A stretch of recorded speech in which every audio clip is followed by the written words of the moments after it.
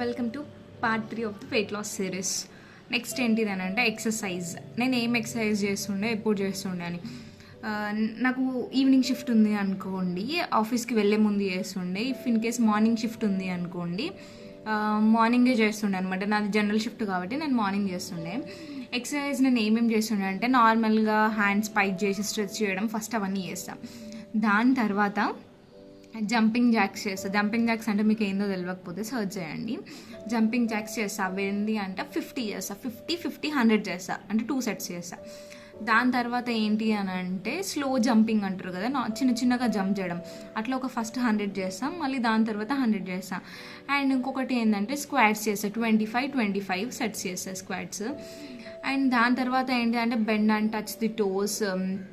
And ఇంకొకటి alternate toe touch ఇలాంటివి ఉంటాయి కదా మనం చిన్నప్పుడు చేసే ఎక్సర్సైజ్లు, అవి చేస్తా.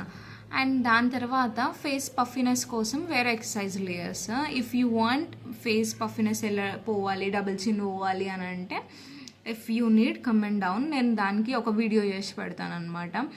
అండ్ డీటెయిల్ వీడియో కావాలి ఎక్సర్సైజ్ది అంటే కూడా కమెంట్ చేయండి, నేను వీడియో పెడతాను. అండ్ ఇది మాత్రమే చేస్తుండే నేను ఎక్సర్సైజ్, ఇంకేం చేయకపోతుండే.